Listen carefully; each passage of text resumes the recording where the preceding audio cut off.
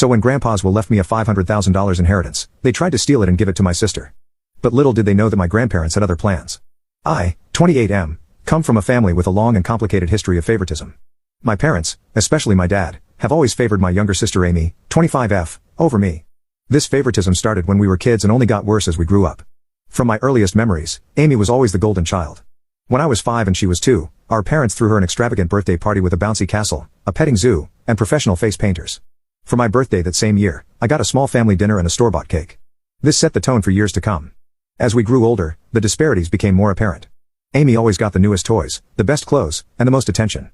I remember when I was 10, I saved up my allowance for months to buy a new bike. When Amy saw it, she threw a tantrum because she wanted one too. Instead of teaching her about saving or waiting, my parents immediately went out and bought her an even better bike than mine. School was another arena where the favoritism shone through. My parents went to all of Amy's school events but often missed mine. In 4th grade, I had the lead role in the school play. I was so excited and practiced for weeks. On the night of the performance, my parents showed up an hour late, missing my big scene. They said Amy had a tummy ache and they were comforting her. I later found out she was fine, they had just lost track of time while playing with her. When it came to academics, nothing I did ever seemed good enough. In middle school, I consistently got straight A's, joined the math club, and even won a regional science fair. My parents barely acknowledged these achievements, but when Amy got a B+ on a single test in her weakest subject, they threw her a celebratory dinner and bought her a new phone as motivation to keep improving. High school was particularly tough. I threw myself into every activity I could, hoping to win their approval.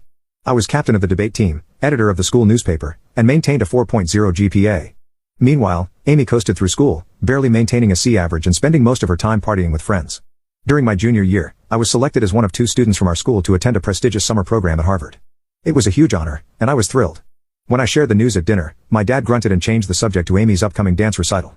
My mom at least said, "That's nice," but quickly moved on. The night of Amy's recital, which fell on the same day I was leaving for Harvard, my parents couldn't drive me to the airport because they didn't want to miss Amy's performance. I had to ask a friend's parents for a ride. The college application process was another painful experience. I spent months perfecting my essays, participating in extracurriculars, and studying for the SATs. I was accepted into several top-tier universities and received a substantial scholarship to my dream school. When I announced this at dinner, my parents' response was lukewarm at best. My dad said, "That's good, but don't let it go to your head. College isn't everything." My mom added, "Just don't forget about us when you're off becoming a big shot." In contrast, when Amy barely graduated high school and decided not to go to college, my parents were completely supportive. They praised her for knowing herself and not conforming to societal pressures. They even bought her a car as a graduation present, something they never did for me. This constant favoritism took a heavy toll on me emotionally. I struggled with depression and anxiety throughout my teens and early 20s. I started seeing a therapist in college, which helped me understand that my parents' behavior wasn't my fault. It took years of work to build my self-esteem and learn to validate myself instead of seeking approval from my parents. Despite the lack of support from my immediate family, I managed to build a good life for myself.